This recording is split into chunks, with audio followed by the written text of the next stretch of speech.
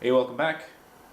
So today we're going to be cutting off a lot of the extra bits and bobs on the Dio frame that we don't need, trimming things down, cutting the bracket off for the kickstand, and a bunch of other stuff, little brackets here, tail light brackets going, just anything that's not actually needed to hold the plastics basically onto the body.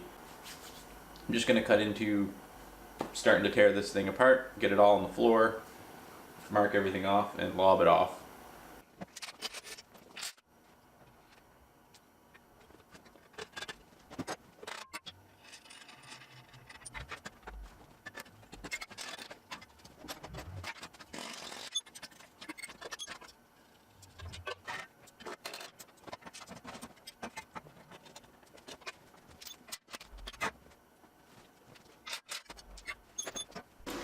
Well, as luck would have it, my camera stopped recording as I was setting up the plasma cutter to cut all this stuff off. And unfortunately, once it's cut off, it's kind of hard to do another take. So I basically cut a bunch of brackets off, here, the steering lock bracket on the frame, cut off where the factory center stand goes and trimmed everything back, cut off the steering lock, cut off this bracket that went onto the bracket that just holds the front cowling up, cut off the rear factory fender bracket, cut off the rear taillight bracket, and all the clips that hold anything to the frame. I've also knocked those off as well. Probably saved maybe a pound-ish.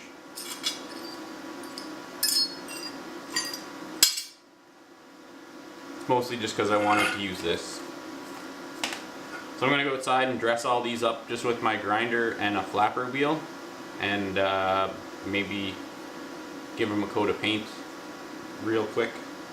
This I'll have to pick up some gray paint, but yeah. So I'm just going to go outside. I'll save you guys watching me just grind endlessly for an hour or so and just quickly do one set of clean glossy bars.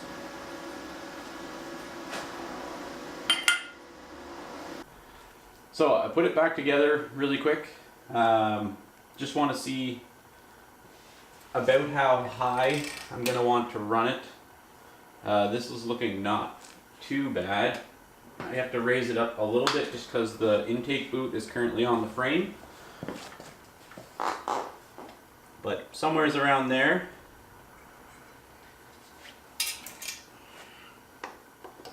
Which means that I'm going to want to cut quite a bit off my shock. So I'm actually going to make an aluminum riser that just goes in place. It's going to be a solid rear end. So I'm just going to grab a tape and measure that now while I have this off so I can figure out about how long I want it to be. Yeah, so to clear the intake that I have, about a 7-inch center distance to distance is what I'm going to try and achieve with just the aluminum rod. So I'm probably going to make one of those up. I don't have any material today. I'm going to have to go to the metal store and grab some. But just for reference, the center to center distance on the stock shock is about 10 3/8 ish. So we're lowering it about 3 inches in the rear. And since I put that smaller tire on the front, I actually got a little bit more clearance between the frame. So depending on how low the front cowling is, to give me a little bit of ground clearance, I may actually take a little bit off of those fork legs as well, just to bring the front end down a bit more.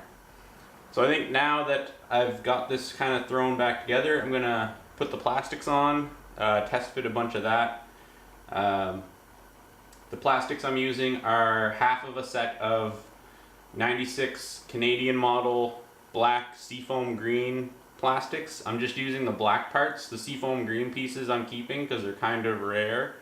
But the black pieces are full of scratches and dings, and one of the rear side panels has a crack in it and stuff, so they'll be perfect for this. But I am going to put the rear shock back in just so I'm not crushing my intake boot. And we'll put the plastics on next.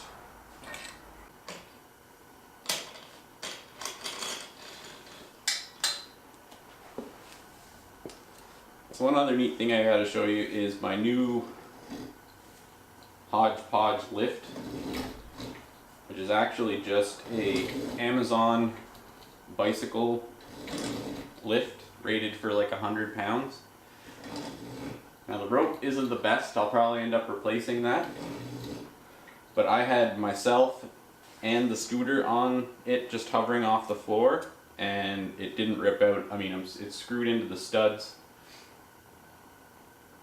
It's I had the spree on it, so it seems like it holds quite a bit, but it's good enough for just like lifting something up in the air, so you don't have to continually bend down to work on it, which is nice.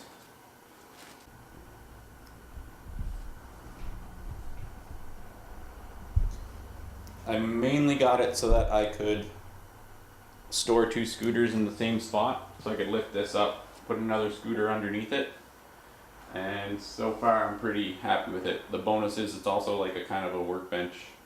It holds on. I did have to modify the hooks. I had to bend the hooks more at the end so that they didn't slip off.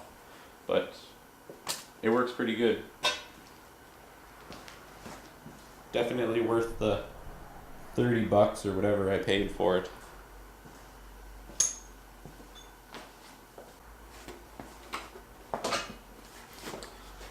So these are the plastics I'm using.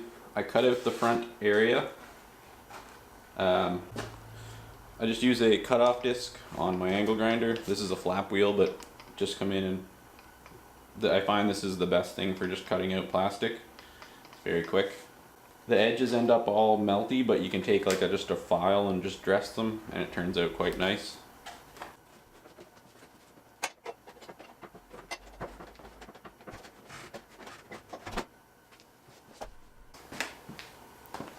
In the leg guard, I also Swiss cheese this. This is actually the one I had off of the Stage6 Dio, so it already had a big piece missing out here. But I gutted it. I haven't really cleaned up the dog edges yet. I will. I need to match the sides here too. I might cut this out a little bit more around.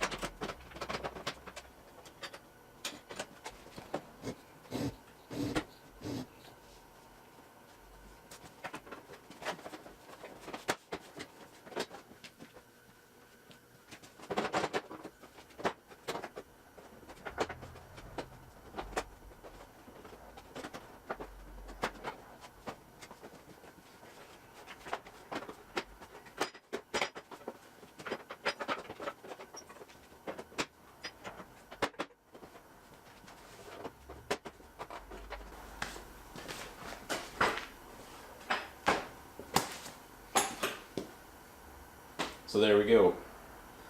The reason why I have all this shit cut out is because I'm actually thinking I'm going to mount the rad maybe right here,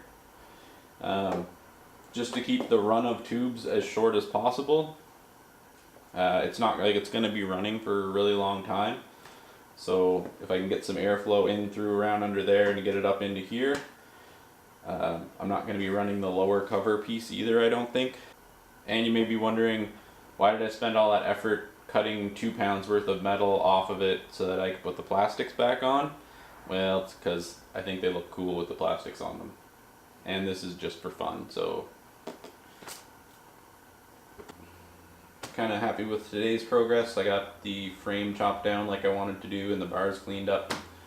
And yeah, now it's just down to kind of bolting stuff together for the last time, figuring out where the rad's going to go, mounting that up, putting the hoses on.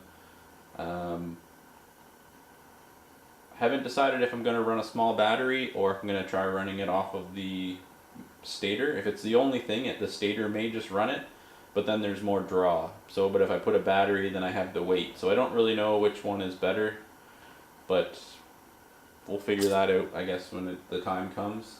And that's pretty much it. But yeah, next episode we'll probably be making the rear shock riser link delete piece at about 7 inches center to center eye hole, and haven't decided if I'm going to put a stretch on it yet. The wheelbase is pretty short as it is right now, but I may try and make an aluminum mount similar to the one that I made on the Spree, just to A, lighten it up a little bit, and B, maybe just push the wheel out just a hair more, because the further I bring the wheels up and in, the shorter the wheelbase gets, which is kind of not entirely desirable. If I can get the wheel out further than the weight that's on it, it'll have less tendency to want to kind of loop out. But yeah, we'll figure all that stuff out. Until next time, take care.